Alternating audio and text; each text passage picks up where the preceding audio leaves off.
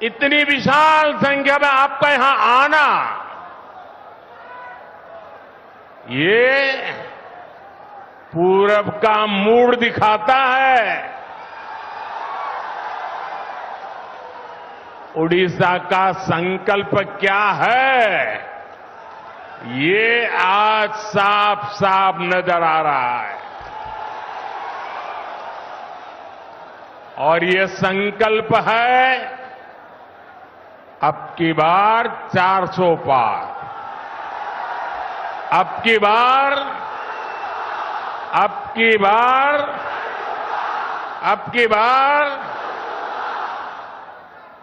400 पार का संकल्प भारत को दुनिया की तीसरी बड़ी